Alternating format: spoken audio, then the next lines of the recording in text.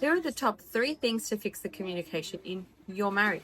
Have you ever wondered why some couples get along and others don't? And that friction and that sense of disconnect that you see a lot of people have, it exists because they're not working on their marriage. They're working on some other stuff, maybe their business, maybe their career, and forget that the most important relationship to men is the one with each other. Number 1, don't hold on to grudges. When you go to bed at night, give each other a kiss, have a talk, even if it's in bed or just before, and make sure you get through all of the things that are worrying you. Because we know as things snowball and add up, all the little things start to accumulate, and then all of a sudden it's like a volcano, it explodes, and then you have big misunderstandings, and then you're like, where did that even come from? That was 5 months ago.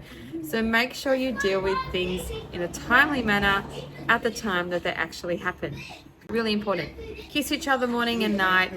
Tell each other how much you appreciate each other, because a little comment like that can go a long way. And quit the daggers. No daggers. Stop throwing daggers out and hurting the person that you love the most. Your best friend. Count on, I'm triggering a lot of you now, because your partner may not feel like your best friend right now because you are living like roommates. This can be rectified. It can be mended. Absolutely can. So make sure you always sleep in the same bed. All of that. Don't hold on to grudges and sleep in the same bed. Huge thing. Number 2, weekly dates. You need to hang out with each other. I know many of you have forgotten. I speak to a lot of my clients and they're really successful at work, in their business. Most of them even work together. And yet they do not hang out outside of work. You've got to have boundaries. You have to know when you speak about certain things and when you don't. There has to be a time in the evening, 6 o'clock, you hear my kids playing, 6 o'clock, for example, where you do not talk business. It is couple time. Switch that hat, switch that mode, and go to soften. And it's a time you don't talk about business. Really important. Genuinely ask each other how you are. That's one of the biggest things. A lot of the time we're all in our head.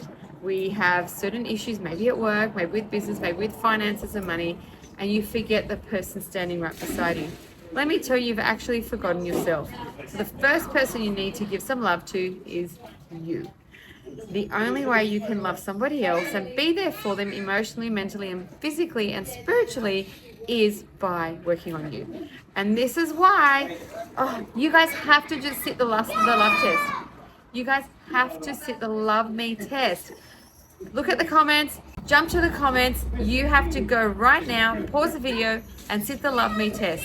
It will show you where your attention should be going, and will give you some tips for you to use straight away. And from there, make sure you absolutely do the thing that is recommended. A lot of people tend to not get results because they don't put in the work, or they think, oh, I'll do it tomorrow, I'll do it next year. But for you guys, you need weekly dates, you need to hang out with your partner, you need to become best friends again. Bye-bye to roommates, back to basics and back to hanging out and getting to know each other. Because I can tell you, kids change perspective on things. Kids exhaust you. Maybe you're more short-fused. Maybe you actually haven't had any time out for yourself. That is one of the biggest secrets. Take time out for you and you will absolutely have time to give to your partner and your family. How about that? Now, the last thing, and most importantly, is be open to learning together. It's really difficult when one of the partners is growing and the other one's stuck in their ways. And that's when the rift becomes even bigger. There's a gap in what someone wants out of life and their dreams and their goals, and you guys have to talk about it, versus what someone else is happy to settle with. You can't have one fit person in a couple. Why does the other person not want to look their best and feel their best and be energized? I don't understand that.